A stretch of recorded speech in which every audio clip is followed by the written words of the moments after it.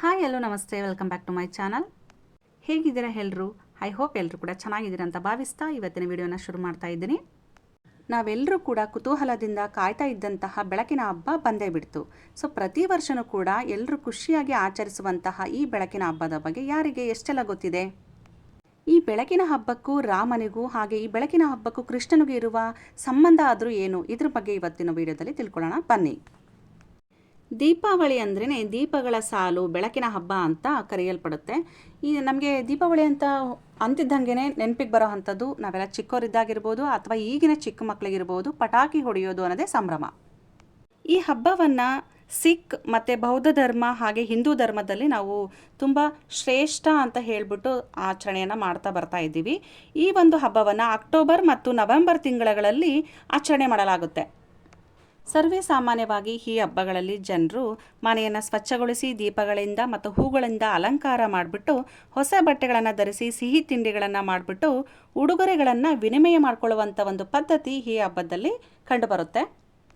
ದೀಪಾವಳಿ ಅಂದರೆ ಕೆಲವರು ಕೆಟ್ಟದ್ದರ ಮೇಲೆ ಒಳ್ಳೆಯದರ ವಿಜಯ, ಕತ್ತಲೆಯ ಮೇಲೆ ಬೆಳಕಿನ ವಿಜಯ, ಅಜ್ಞಾನದ ಮೇಲೆ ಜ್ಞಾನದ ವಿಜಯ ಅಂತಲೂ ಕೂಡ ಕೆಲವರು ಭಾವಿಸ್ತಾರೆ. ಅದು ಸತ್ಯ ಕೂಡ ಹೌದು. ಈ ದೀಪಾವಳಿಯ ಐತಿಹಾಸಿಕ ಹಿನ್ನೆಲೆ ಬಗ್ಗೆ ನೋಡ್ತಾ ಹೋಗೋದಾದರೆ ಅನೇಕ ಪೌರಾಣಿಕ ಕಥೆಗಳನ್ನು ನಾವು ಕೇಳ್ತಾ ಹೋಗ್ಬೋದು. ಈ ಕಥೆಗಳಲ್ಲಿ ಪ್ರಮುಖವಾಗಿ ಬರುವಂತಹದ್ದು ರಾಮಾಯಣ.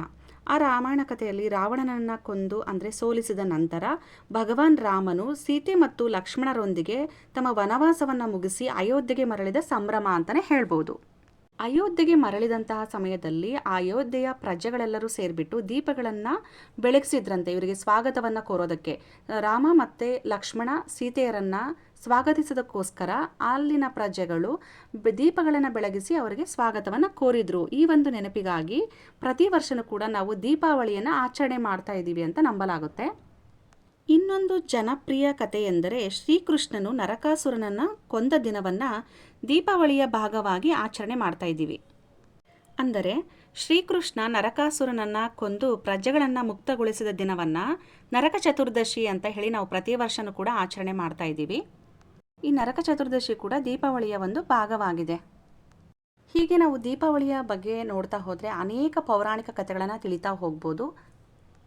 ಹಾಗೆ ಕೆಲವೊಂದು ವೈಜ್ಞಾನಿಕ ಕಾರಣಗಳನ್ನು ಸಹ ನೋಡ್ತಾ ಹೋಗ್ಬೋದು. ಇದೇ ರೀತಿಯಾಗಿ ಮುಂದುವರೆದು ನೋಡೋದಾದರೆ ಬಲಿಪಾಡ್ಯಮಿ ಅಂತೇನು ನಾವು ಆಚರಣೆ ಮಾಡ್ತೀವಲ್ಲ, ಅದ್ರ ಬಗ್ಗೆ ನೋಡೋದಾದರೆ ವಿಷ್ಣುವಿನ ಅವತಾರಗಳಲ್ಲಿ ಒಂದು ವಾಮನಾವತಾರ. ವಿಷ್ಣು ವಾಮನಾವತಾರದಲ್ಲಿ ಬಂದು ಬಲಿ ಚಕ್ರವರ್ತಿಯನ್ನು ಪಾತಾಳಕ್ಕೆ ತಳ್ಳಿದ ದಿನವನ್ನು ನಾವು ಬಲಿಪಾಡ್ಯಮಿಯಾಗಿ ಆಚರಣೆ ಮಾಡ್ತಾ ಇದ್ದೀವಿ. ಪ್ರತಿ ವರ್ಷವೂ ಕೂಡ ನರಕ ಚತುರ್ದಶಿ, ಬಲಿಪಾಡ್ಯಮಿ ಇದೆಲ್ಲದನ್ನು ಕೂಡ ಆಚರಣೆ ಮಾಡ್ತೀವಲ್ವ.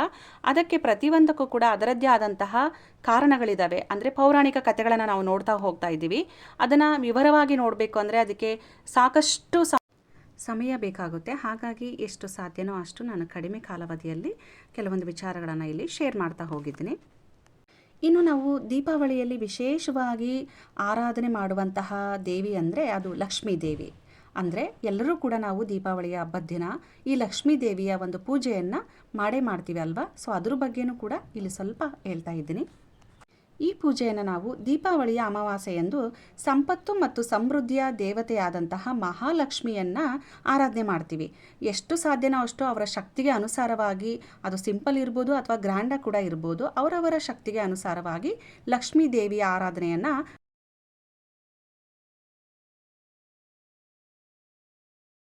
ಎಲ್ಲರೂ ಕೂಡ ಮಾಡ್ತೇವೆ ಅಲ್ವಾ. ಮುಖ್ಯವಾಗಿ ಈ ದೀಪಾವಳಿ ಅಮಾವಾಸ್ಯೆ ದಿನವೇ ನಾವು ಲಕ್ಷ್ಮೀ ಪೂಜೆಯನ್ನು ಯಾಕೆ ಆರಾಧನೆ ಮಾಡ್ತೀವಿ ಅಂತ ಅನ್ನೋದಾದರೆ, ಆವತ್ತಿನ ದಿನ ಲಕ್ಷ್ಮೀ ದೇವಿ ವಿಷ್ಣುವನ್ನು ತನ್ನ ಪತಿಯನ್ನಾಗಿ ಆರಿಸಿಕೊಂಡ ದಿನ ಅಂತ ಹೇಳಿ ಪುರಾಣಗಳ ಪ್ರಕಾರ ತಿಳಿದು ಬರುತ್ತೆ. ಸೊ ನಮಗೆ ಈ ವಿಚಾರ ಅಷ್ಟು ಗೊತ್ತೇ ಇರಲಿಲ್ಲ. ಇತ್ತೀಚಿನ ದಿನಗಳಲ್ಲಿ ನಾನು ಅದ್ರ ಬಗ್ಗೆ ಮಾಹಿತಿಯನ್ನು ತಿಳ್ಕೋಬೇಕು ಅಂತ ಹೋದಾಗ ಗೊತ್ತಾದ ವಿಷಯ ಅಂದರೆ ಲಕ್ಷ್ಮೀ ದೇವಿ ಆವತ್ತೇ ವಿಷ್ಣುವನ್ನು ಪತಿಯನ್ನಾಗಿ ಸ್ವೀಕಾರ ಮಾಡಿದ್ದು ಅನ್ನೋದು ಗೊತ್ತಾಯಿತು. ಈ ರೀತಿಯಾಗಿ ನಾವು ದೀಪಾವಳಿ ಹಬ್ಬವನ್ನು ಆಚರಣೆ ಮಾಡ್ತೀವಿ. ಇನ್ನು ಇದರ ಮಹತ್ವ ನೋಡೋದಾದರೆ ಸಾಕಷ್ಟಿದೆ ಅಂತಲೇ ಹೇಳ್ಬೋದು.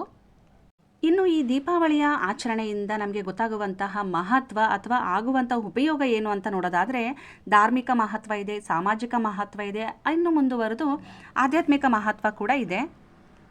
ಧಾರ್ಮಿಕ ಮಹತ್ವದ ಬಗ್ಗೆ ಹೇಳೋದಾದರೆ ನಾವು ಫಸ್ಟ್ಗೆ ನೋಡಿದ ಹಾಗೆ ರಾಮಾಯಣದ ಬಗ್ಗೆ ಇರ್ಬೋದು, ಅಂದರೆ ಪುರಾಣಗಳ ಬಗ್ಗೆ ತಿಳಿತಾ ಹೋಗ್ತೀವಿ. ಹಾಗೆಯೇ ಬಲಿಚಕ್ರವರ್ತಿಯ ಬಗ್ಗೆ ಎಷ್ಟೊಂದು ವಿಚಾರಗಳನ್ನು ತಿಳ್ಕೊಳ್ತಾ ಹೋಗ್ತೀವಿ.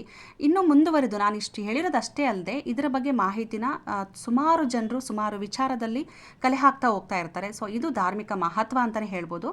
ಈಗಿನ ಪೀಳಿಗೆಗಳಿಗೆ ಇದರ ಒಂದು ಮಹತ್ವ ಅಂದರೆ ಇದರ ಒಂದು ವಿಚಾರ ಗೊತ್ತೇ ಇರೋದಿಲ್ಲ ಅಲ್ವಾ. ಸೊ ಈ ರೀತಿಯಾಗಿ ಸಣ್ಣ ಪುಟ್ಟ ಕಥೆಗಳನ್ನು ಕೇಳ್ತಾ ಹೋದಾಗ ಆ ಒಂದು ಧಾರ್ಮಿಕತೆಯ ವಿಶೇಷತೆ ಆ ಒಂದು ಹೊಸ ಜನ್ರೇಷನ್ಗೆ ಪಸರಿಸ್ತಾ ಹೋಗ್ತದೆ ಅಂತಲೇ ಹೇಳ್ಬೋದು. ಇನ್ನು ಸಾಮಾಜಿಕ ಮಹತ್ವ ಹೇಗೆ ಯಾವ ರೀತಿ ಅನ್ನೋದಾದರೆ, ಕುಟುಂಬ ಮತ್ತು ಸ್ನೇಹಿತರು ಒಂದೇ ಕಡೆ ಸೇರಿಬಿಟ್ಟು ಸಂತೋಷದಿಂದ ಹಬ್ಬವನ್ನು ಆಚರಣೆ ಮಾಡೋದ್ರಿಂದ ಒಂದು ಬಾಂಧವ್ಯ ಅಲ್ಲಿ ಬಾಂಡಿಂಗ್ ಅನ್ನೋದು ಕ್ರಿಯೇಟ್ ಆಗುತ್ತೆ. ಸೊ ಇದು ಕೂಡ ಒಂದು ಮಹತ್ವ ಅಂತಲೇ ಹೇಳ್ಬೋದು. ಆಮೇಲೆ ಇದು ಹೊಸ ಆರಂಭವನ್ನು ಸೂಚಿಸುತ್ತಂತೆ. ಯಾವ ರೀತಿಯಾಗಿ ಅಂದರೆ ಏನಾದರೂ ಒಂದು ಹೊಸ ಹೊಸ ಕಾರ್ಯಗಳನ್ನು ನಾವು ಪ್ರಾರಂಭ ಮಾಡಬೇಕು ಅಂದರೆ ಈ ದಿನದಲ್ಲಿ, ಈ ದೀಪಾವಳಿಯ ದಿನದಲ್ಲಿ ಪ್ರಾರಂಭ ಮಾಡಿದರೆ ಅದಕ್ಕೆ ಯಶಸ್ಸು ಸಿಗುತ್ತೆ ಅನ್ನೋ ಒಂದು ನಂಬಿಕೆ ಇದೆ. ಹಾಗಾಗಿ ಇಲ್ಲಿ ಎಷ್ಟೋ ಕೆಲಸ ಕಾರ್ಯಗಳನ್ನು ಆವತ್ತಿನ ದಿನ ಪ್ರಾರಂಭ ಮಾಡ್ತಾರೆ ಅನ್ನೋದು ಒಂದು ನಮ್ಮ ಜನರ ನಂಬಿಕೆ.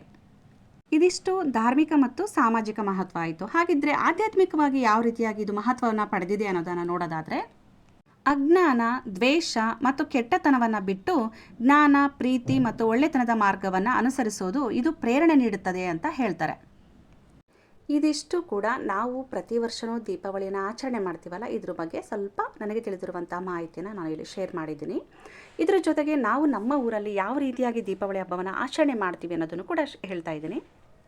ಈ ಎಲ್ಲ ಪೂಜೆಗಳ ಜೊತೆಗೆ ನಾವು ಹಟ್ಟಿ ಲಕ್ಕಮ್ಮ ಅಂತಲೂ ಕೂಡ ಪೂಜೆ ಮಾಡ್ತೀವಿ. ಅದರಲ್ಲಿ ಹೊರ ಮತ್ತು ಹೊಳ ಅನ್ನೋದು 2 ಪದ್ಧತಿ ಬರುತ್ತೆ. ನಮ್ಮ ಸೈಡೆಲ್ಲ ಹೊಳ ಹಟ್ಟಿ ಲಕ್ಕಮ್ಮ ಅಂತ ಮಾಡ್ತೀವಿ. ಅಂದರೆ ಮಣ್ಣಿನಿಂದ ಒಂದು ಸಣ್ಣ ಮೂರ್ತಿಯನ್ನು ಮಾಡಿಬಿಟ್ಟು ಅದಕ್ಕೆ ಅಲಂಕಾರ ಮಾಡ್ತೀವಿ. ಅಂದರೆ ಸುಣ್ಣದ ಪಟ್ಟಿಯನ್ನು ಬರೆದ್ಬಿಟ್ಟು ಅಲ್ಲಿ ಒಂದು ಬಿದಿರಿನ ಮರ ಬರುತ್ತಲ್ವ, ಆ ಪುಟ್ಟಿಯನ್ನು ಅಥವಾ ಮರವನ್ನು ಅದಕ್ಕೆ ಮುಚ್ಚೋದು, ದೀಪವನ್ನು ಕೂಡ ಮುಡಿಸ್ತೀವಿ. ಆಮೇಲೆ ಕಸಿ ಹುಲ್ಲು ಅಂತ ಬರುತ್ತೆ, ಆ ಕಸಿ ಹುಲ್ಲಲ್ಲಿ ಜಡೆ ಥರ ಹೆಣೆದ್ಬಿಟ್ಟು ಎಲ್ಲ ಬಾಗಿಲು ಮತ್ತು ಪೂಜಾ ಕೊಠಡಿಯಲ್ಲಿ ಕೂಡ, ಆಮೇಲೆ ಒಲೆಗಳ ಹತ್ರನೂ ಕೂಡ ಇಟ್ಬಿಟ್ಟು ಪೂಜೆ ಮಾಡ್ತೀವಿ. ಇದರ ಜೊತೆಗೆ ಗುರ್ಜಿಯಮ್ಮ ಅಂತ ಮಾಡ್ತೀವಿ. ಅದು ಹಸುವಿನ ಸಗಣಿಯನ್ನು ತೊಗೊಂಬಂದ್ಬಿಟ್ಟು ಅದರಲ್ಲಿ ರೌಂಡ್ ಶೇಪಲ್ಲಿ ರೆಡಿ ಮಾಡಿ ಅದಕ್ಕೆ ಎಲ್ಲ ಹೂಗಳನ್ನು ಅಲಂಕಾರ ಮಾಡಿಬಿಟ್ಟು ಬ್ರಹ್ಮದಂಡೆ ವಿಶೇಷ, ಈ ಬ್ರಹ್ಮದಂಡೆನ ಗುರ್ಜಿಯಮ್ಮ ಮಾಡ್ತೀವಲ್ವ, ಆ ಗುರ್ಜಿಯಮ್ಮಗೂ ಮತ್ತು ಕಸಿ ಹುಲ್ಲು ಎಳೆದಿರ್ತೀವರಲ್ವ ಅದರಲ್ಲೂ ಇಟ್ಬಿಟ್ಟು ಎಲ್ಲ ಬಾಗಿಲುಗಳಿಗೆ, ದೇವರ ಮನೆಯಲ್ಲಿ, ಹಾಗೆಯೇ ಹಟ್ಟಿ ಲಕ್ಕಮ್ಮ ಅಂತ ಹೇಳಿದ್ವಲ್ಲ ಅಲ್ಲಿ ಇಟ್ಬಿಟ್ಟು ಪೂಜೆ ಮಾಡೋ ಪದ್ಧತಿ ನಮ್ಮ ಸೈಡ್ ಇದೆ. ಸೊ ನಿಮ್ಮ ಕಡೆನೂ ಈ ಥರ ಪದ್ಧತಿ ಇದ್ದರೆ ನನಗೆ ಕಮೆಂಟ್ ಬಾಕ್ಸಲ್ಲಿ ಕಮೆಂಟ್ ಮಾಡಿ. ಇದು ತುಂಬ ವಿಶೇಷ ನಮ್ಮ ಕಡೆ ಇರೋದು. ಅಂದರೆ ಗುರ್ಜಿಯಮ್ಮ ಮತ್ತು ಕಸಿ ಹುಲ್ಲು, ಹಾಗೆಯೇ ಹಟ್ಟಿ ಲಕ್ಕಮ್ಮ. ಹಟ್ಟಿ ಲಕ್ಕಮ್ಮದಲ್ಲಿ ಆವಾಗಲೇ ಹೇಳಿದಾಗೆ ಕೆಲವರು ಮನೆಯಿಂದ ಹೊರಗೆ ಮಾಡ್ತಾರೆ. ನಮ್ಮ ಮನೆಯಲ್ಲಿ ತಲೆಬಾಗ್ಲು ಅಂತ ಏನು ಪೂಜೆ ಮಾಡ್ತೀವಲ್ವ ಆ ಭಾಗದಲ್ಲಿ ಈ ಪದ್ಧತಿಯನ್ನು ಮಾಡಲಾಗುತ್ತೆ. ಮೊದಲು ಫಸ್ಟು ನಾವು ಈ ಗುರ್ಜಿಯಮ್ಮ ಮತ್ತು ಕಸಿ ಹುಲ್ಲು ಪೂಜೆ ಆದಮೇಲೆ ಲಕ್ಷ್ಮೀ ಪೂಜೆ, ಇನ್ನು ಇತರೆ ಪೂಜೆಗಳನ್ನು ಪ್ರಾರಂಭ ಮಾಡೋದು. ಇದೆಲ್ಲ ಮುಗಿದ ನಂತರ ಸೊ ಊಟ ಎಲ್ಲ ಆದ ಮೇಲೆ ಪಟಾಕಿ ಹೊಡೆಯೋದಕ್ಕೆ ನಾವು ಹೋಗೋದು. ಸೊ ಅಂದರೆ ಎಲ್ಲ ಕೆಲಸ ಎಲ್ಲದು ಪೂಜೆ ಎಲ್ಲ ಮುಗಿದ ನಂತರ ಫ್ರೀಯಾಗಿ ಮನೆ ಮಂದಿ ಎಲ್ಲ ಸೇರ್ಕೊಂಡ್ಬಿಟ್ಟು, ಸಂಬಂಧಿಕರೆಲ್ಲ ಸೇರ್ಕೊಂಡ್ಬಿಟ್ಟು ಸಂಭ್ರಮದಿಂದ ಮಾಡುವಂಥ ಇನ್ನೊಂದು ಸ್ಪೆಷಲ್ ಅಂತ ಹೇಳಿದರೆ ಅದು ಪಟಾಕಿ ಹೊಡೆಯುವಂಥ ಕಾರ್ಯಕ್ರಮ. ಇದು ನಮ್ಮ ಮಕ್ಕಳಿಗೆ ಅಚ್ಚುಮೆಚ್ಚು. ಸೊ ನಿಮ್ಮ ಸೈಡು ಕೂಡ ಮೇ ಬಿ ಇದೇ ರೀತಿ ಮಾಡ್ಬೋದು. ಕೆಲವೊಂದು ಪದ್ಧತಿಗಳು ಏನಾದರೂ ನಿಮ್ಮ ಕಡೆ ಬದಲಾವಣೆ ಇತ್ತು ಅಂದರೆ ನನಗೆ ಕಮೆಂಟ್ ಬಾಕ್ಸಲ್ಲಿ ಕಮೆಂಟ್ ಮಾಡಿ. ಐ ಹೋಪ್ ಈ ವಿಡಿಯೋ ಇಷ್ಟ ಆಗಿದೆ ಅಂತ ಅಂದ್ಕೊಳ್ತೀನಿ. Thank you for watching. ಮತ್ತೊಂದು ವಿಡಿಯೋದೊಂದಿಗೆ ಸಿಗ್ತೀನಿ. ಅಲ್ಲಿವರೆಗೂ ನಮಸ್ಕಾರ.